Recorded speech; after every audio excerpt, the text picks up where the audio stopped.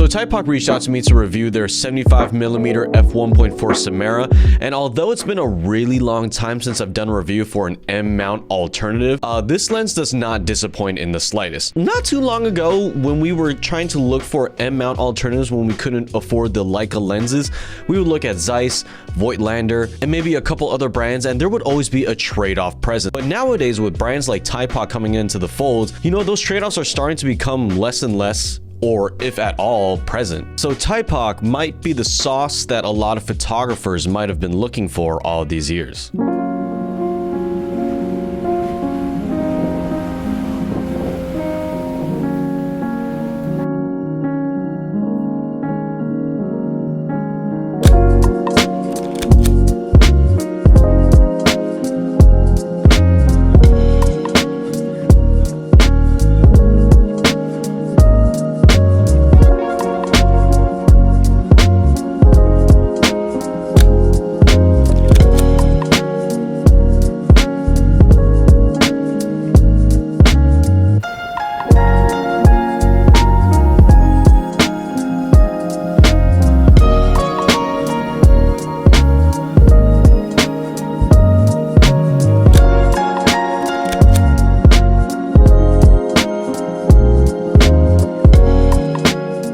Back to what I was saying at first, when we buy new lenses or new cameras, we kind of have like two camps of thoughts when we make a decision to spend our money, and that is, does this thing produce good results? And the other side of the coin is it fun and easy to use? But let's talk about the results first. Can this lens even produce great photography?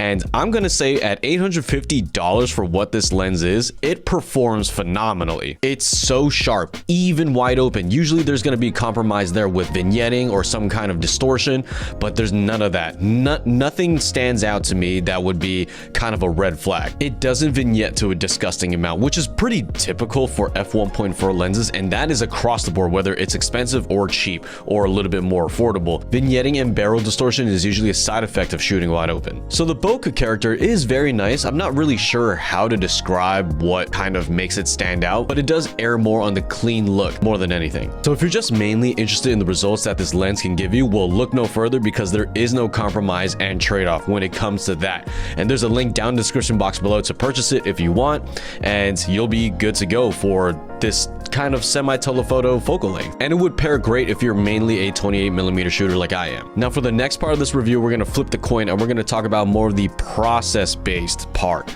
of using this lens. And with every camera brand and with every lens brand, everybody does their lens differently, whether it's the focus throw being short or long, whether it's a firm focus or more on the looser end. Is it a clickless aperture or is it a little bit more plasticky? Is the handling and the weight okay? So on and so forth, right? Like all of this is process based. We kind of want our tools to fit seamlessly in our workflow. Sometimes we like to be a little bit quicker. Sometimes we like the slow and kind of thoughtful, intentional process. So to each their own. We need to talk about what this lens provides in that category. So right off the bat, this lens is slow to use. The dampening on the focus throw is very high, and there's a greater degree of a focus throw. It's slower and there's no slipping, especially if you want to shoot wide open for like portraiture or non-fast scenes. And that's not a bad thing at all. There are definitely people out there who like a very high dampening in their lens because it feels more luxurious, it feels slower, it's nice and firm, and the barrel is very nice for focusing. It has a more rigid style. There is no focus tab where it would kind of depend on your index finger for precise focusing. You should just use your whole hands, which is great. So if that is your type of process, this lens is going to be super good for you.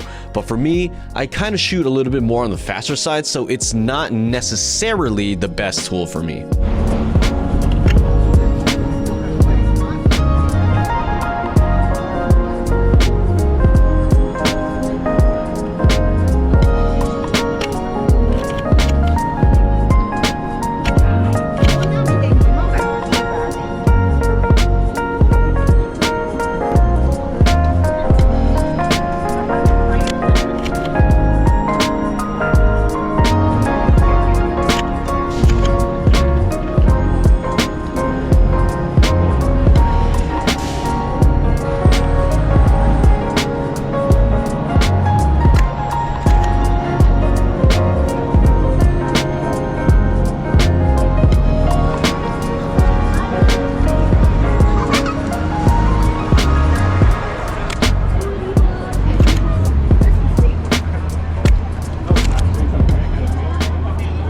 I'm quick and I love fast composing, and sometimes I do feel very conflicted with this lens for my speed, but not everybody shoots like this, so it's not really a main problem or a red flag. The Leica 75 Simera that I have is much faster and caters to my style a lot better. The focus throw is a lot shorter. I can just go from minimum to maximum really quickly, and the dampening is really low, so it just slips back and forth. But that lens is a 2.5, not a 1.4. If I want a 75mm Leica Summilux at f1.4, it's going to be phenomenally more expensive than this. So this is fine when I'm not shooting super fast street. It is completely usable and optimal for what I need, especially at f1.4 at low light scenes. Another thing that we should talk about is weight and size. Now, when we talk about Leica alternatives, sometimes they can be gargantuan, block up the viewfinder. They could be really heavy to use, but this Thypoch 75 doesn't really have a problem with either of those categories. Now, one thing that is interesting though is the aperture ring.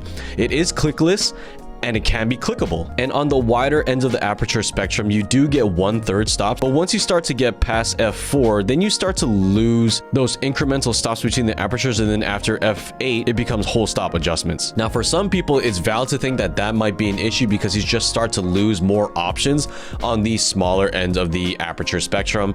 And I guess Thypoch really designed this lens for you to shoot a little bit more wide open than usual. But I don't see this as an issue, mainly because I don't really shoot on that side of the aperture ring, but that is something to definitely keep in mind. And the last part of this side of the coin that I want to talk about when it comes to process-based buyers is, does this lens look good?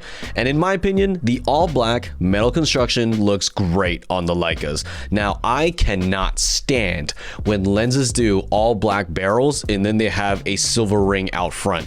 That drives me insane. I don't know what it is about it. It's just like, dude, why not just go all the way and make it all black or all silver?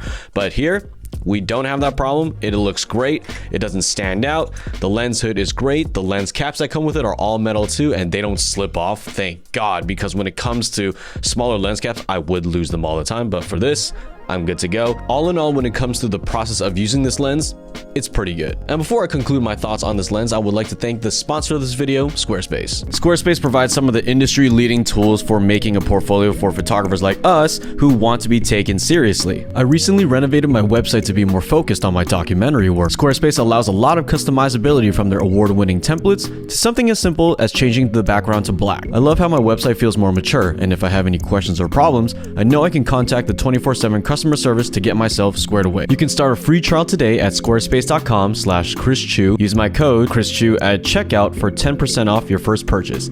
Thank you to Squarespace for sponsoring this video. So my final thoughts on this Thypoch 75mm Simera is that at $850, you get everything that you need and more.